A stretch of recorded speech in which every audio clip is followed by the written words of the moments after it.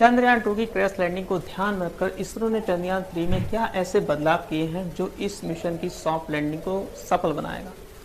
चंद्रयान 3 में चंद्रयान 2 की तरह ही विक्रम नामक एक लैंडर और प्रज्ञान नामक एक रोवर शामिल है।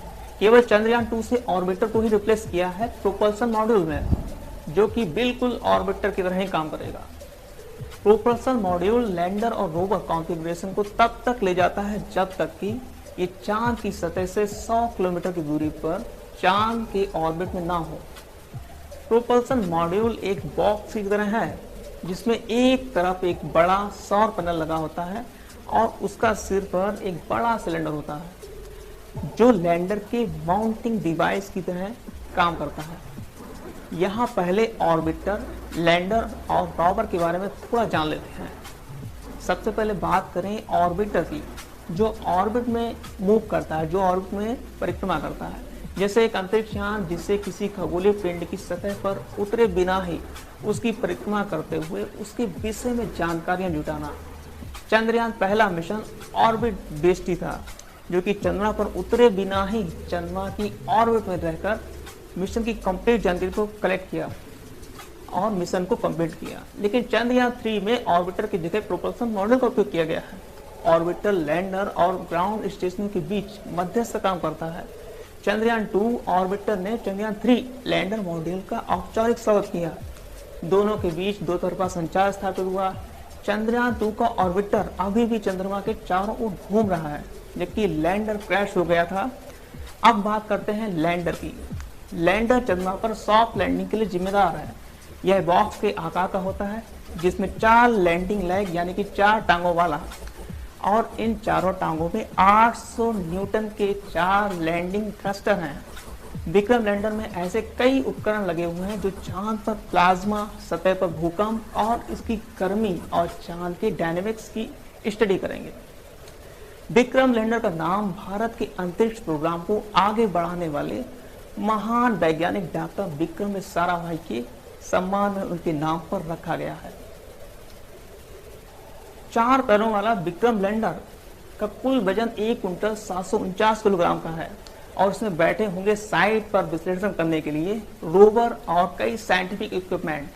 चंद्रयान 3 के लैंडर में केवल 4 थ्रॉटल सक्षम इंजन है, जिसमें थ्रस्ट वाल्व स्लीप रेट बदलने की क्षमता होगी, जो कि चंद्रयान 2 के विक्रम को अपोजिट होगी, जिसमें 5 800 न्यूटन इंजन थे और 5वां एक निश्चित थ्रस्ट जो कि एक उसके सेंटर पर लगा हुआ था।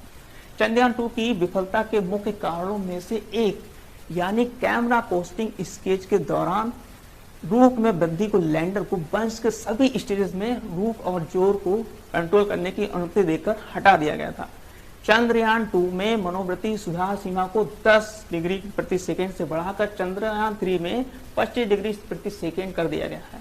इसके अलावा चंद्रयान 3 में लैंडर 3 दिशाओं में दृष्टिकोणों को मापने की अनुमति देने के लिए लेजर डॉपलर वेलोमीटर से लैस होगा। इस बार लैंडर के पैरों को चंद्रयान 2 की तुलना में मजबूत बनाया गया है और अतिरिक्त उपकरण को बढ़ाया गया है। यह चंद्रयान 2 पर OHRC द्वारा पहले प्रदान की गई छवियों के आधार पर अधिक सटीक 4x4 किलोमीटर लैंडिंग क्षेत्र को लक्षित करेगा।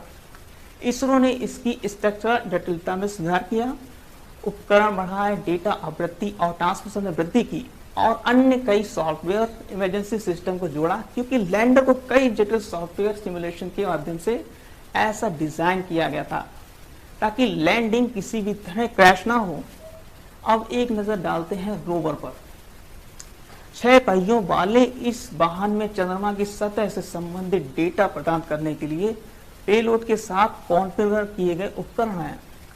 इस रोवर का नाम प्रज्ञान की जगह यह वायुमंडल की मौलिक संरचना पर डेटा एकत्र करेगा।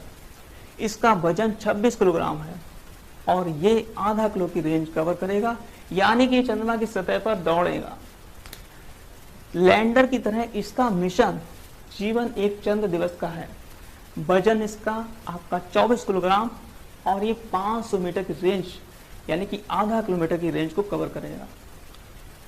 चंद्रयान 3 रोवर से कई महत्वपूर्ण वैज्ञानिक खोजें होने की उम्मीद है, जिनमें शामिल है आपकी सबसे पहली चांद की सतह का स्ट्रक्चर पता करना, चंद्रमा की मिट्टी में जलीय बर्फ की उपस्थिति को जानना, और आगे बात करें जिसमें आपका 3rd नंबर पे आता है चंद्रमा के प्रभाव का इतिहास पता करना अब तक का। चंद्रमा के वायुमंडल चांद की सतह पर सॉफ्ट लैंडिंग करने वाला 4था देश बन जाएगा। इससे पहले अमेरिका, रूस और चीन यह उपलब्धि हासिल कर चुके हैं। हालांकि चंद्रमा के दक्षिण ध्रुव पर किसी ने अभी तक यान को नहीं उतारा है। अगर सब कुछ इसरो के मुताबिक रहा तो चंद्रमा के दक्षिण ध्रुव पर उतरने वाला भारत दुनिया का पहला देश बन जाएगा।